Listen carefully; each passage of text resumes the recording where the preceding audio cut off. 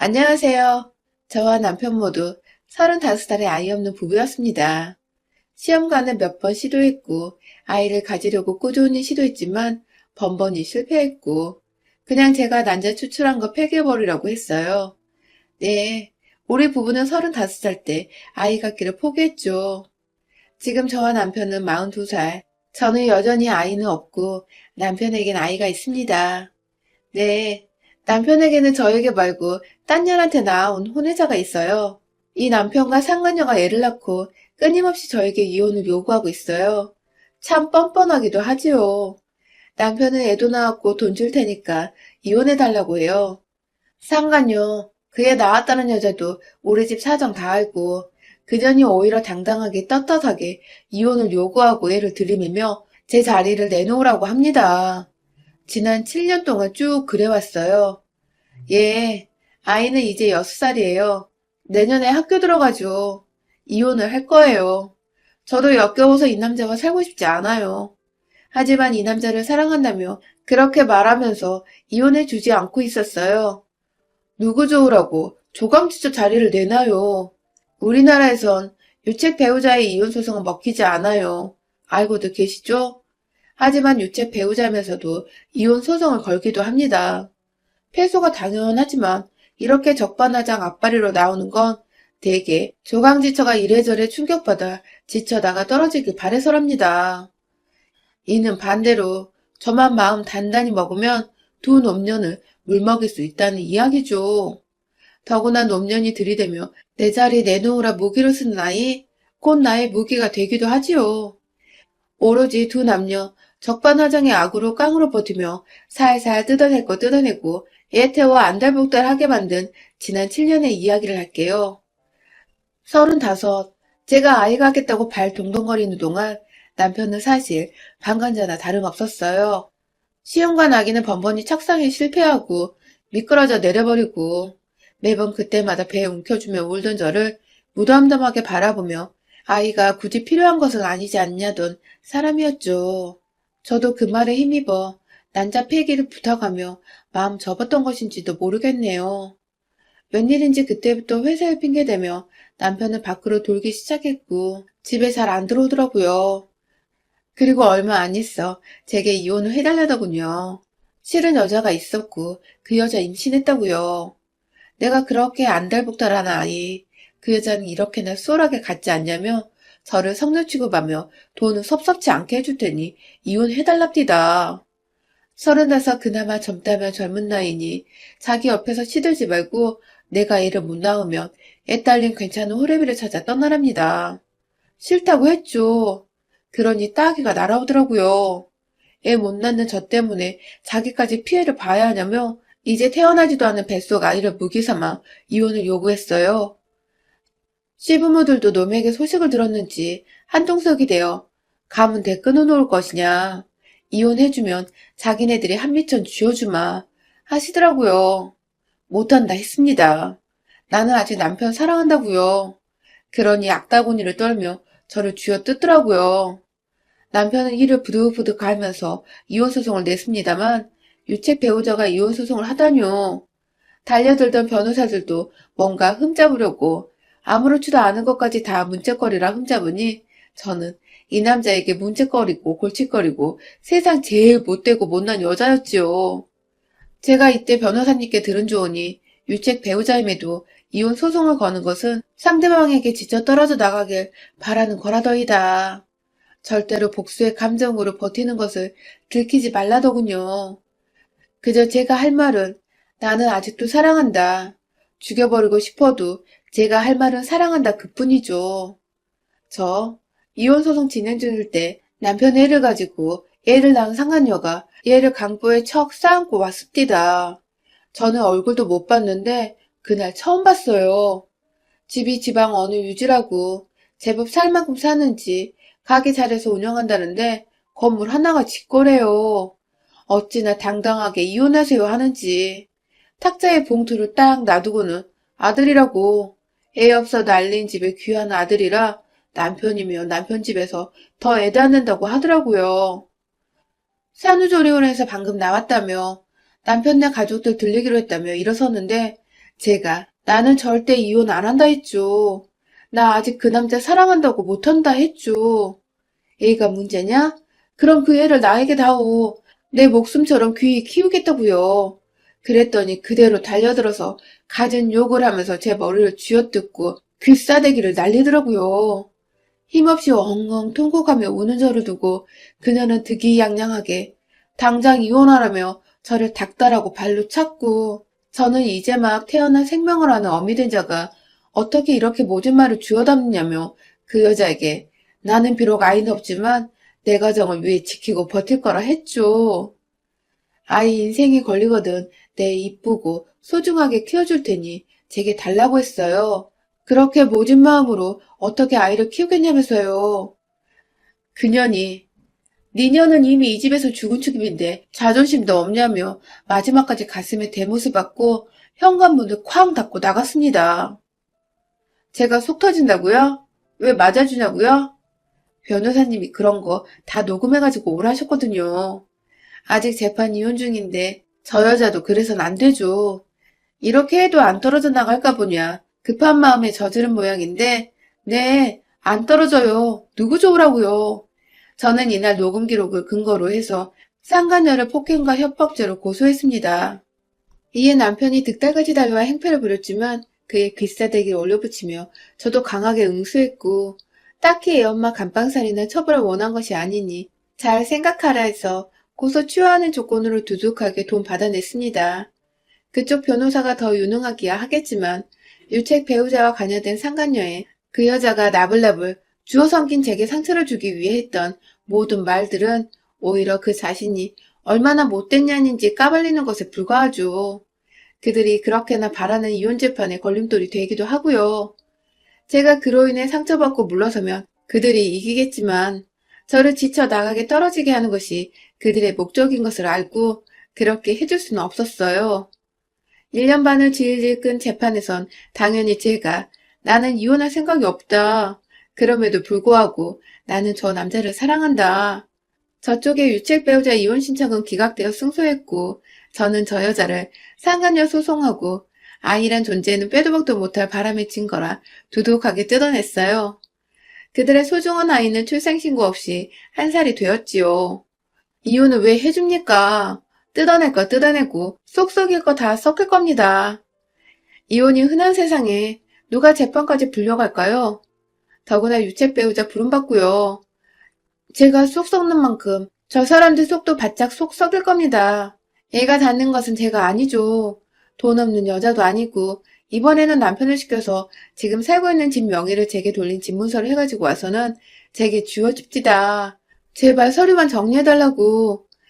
아이는 1살이 되도록 출생신고를 못하고 돌잔치를 했다며 아이가 무슨 죄냐고 저에게 피해자인 척 설득하고 눈물로 부탁하더라고요.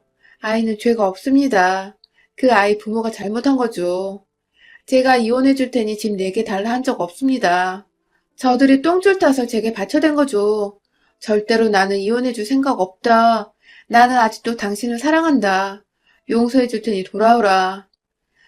마음에는 없지만 변호사님이 가르쳐준 말을 앵무새처럼 하니 이 남자가 바로 안면 바꾸고 폭언을 하면서 손대면 바로 제게 반격당할 것을 알고는 차마 저를 때리지 못하고 그렇게 돌아갔지요.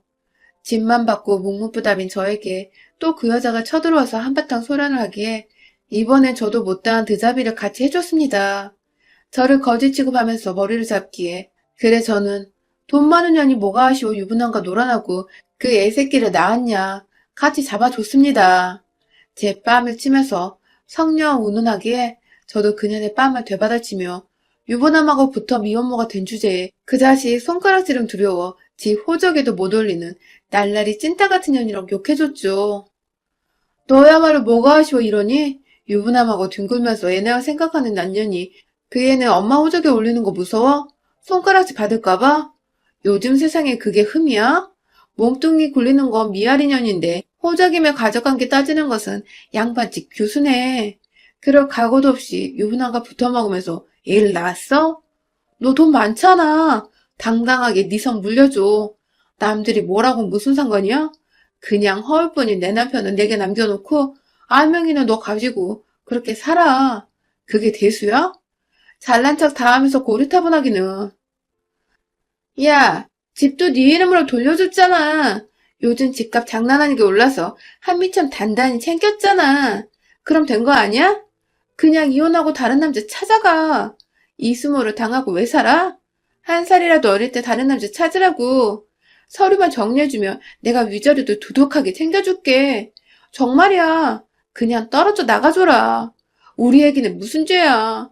내 새끼는 아직도 출생신고도 못했어. 내가 낳아달래 한 것도 아닌 아이를 들이대며 물러서라 하니 기가 막히더군요. 서로 치고받고 했기에 문제될 것은 없지만 혹시나 싶어서 지금 너와 한 모든 것은 다 녹음됐다. 어차피 너나 나나 같이 잡긴 했지만 네가 나 폭행으로 고소할 것 같아서 나 지금 진단서 때려가는데 손잡고 같이 갈래? 하니 제 기세에 질렸는지 휑하니 가더라고요. 커다란 에스테틱 샵을 하는 그 여자는 건물 하나 통째로 다 가지고 있습니다. 보통 유부남하고 붙어먹는 상하년 치곤 힘든 상대였어요. 시어머니가 간간히 찾아와서는 어느 날은 드라마에 나오는 재벌가 사모님처럼 돈 봉투를 두둑하게 내놓고 생각해봐라. 너도 새 출발해야잖니.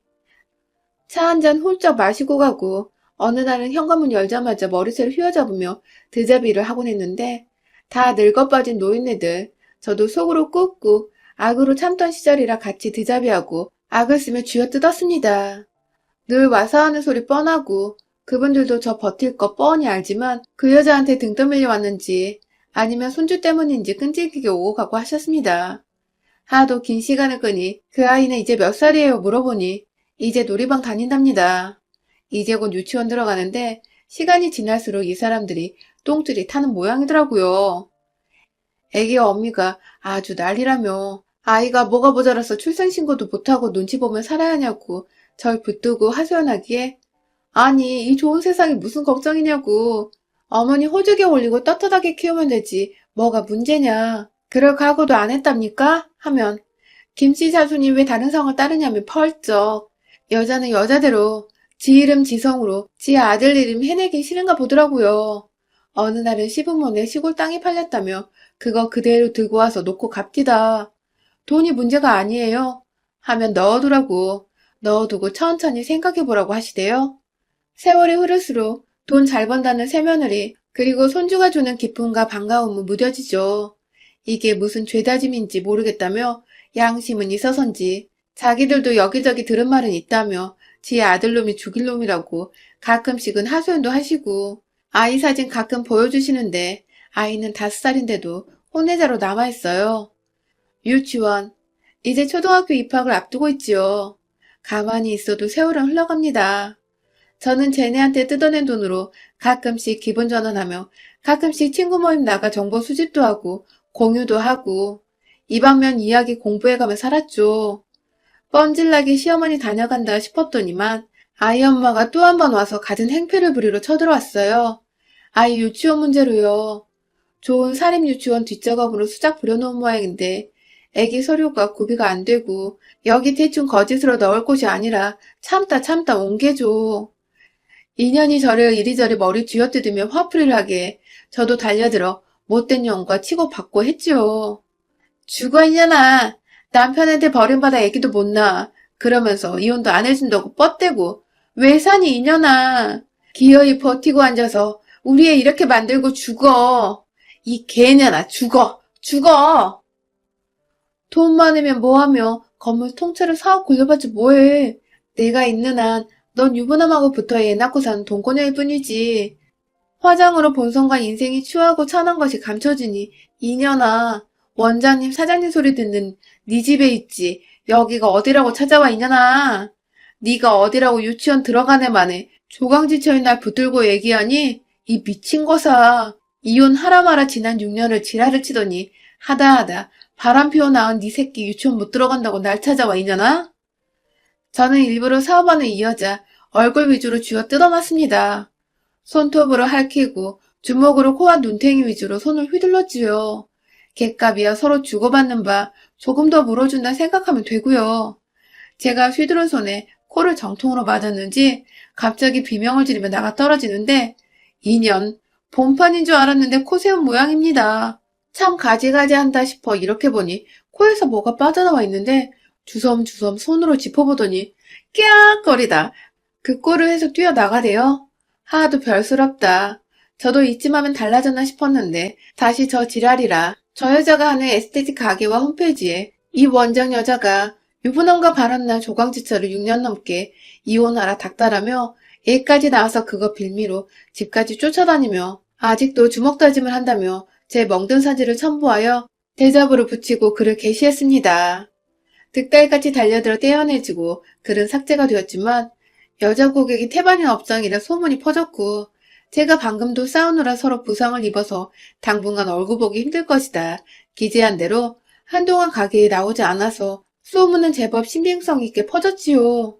인연이 저를 명예훼손으로 고소하여 유부남과 바람난 혼외자 아이까지 낳은 여자에게 명예란 것이 있는지 200 벌금 나왔는데 까짓것 별로 대수롭지 않았습니다. 저는 많은 것을 얻었거든요. 저들은 법에서 하지 말라는 거 하는데 저만 법 지켜가며 곱게 살아야 하나요? 그런 류의 소문은 절대로 잊혀지지 않죠. 이 여자가 잘 나가고 예쁜 옷 좋은 차 타고 지나가면 시세 많은 사람들은 바로 그 이야기를 끄집어내며 후려칩니다. 아이와 남편 이 여자 대동하여 즐거운 모습을 아무리 보여도 곧 뒤돌아 바람난 년놈들의 낳은 애새끼일 뿐이죠. 돈은 많이 가져서 아쉬울 것이 없는 년이라 수군수군 남 입방아에 오르는 것이 무서운 모양에 지 스스로 걸리는 것이 있으니 남이 이야기하는 것에 더 민감하겠죠.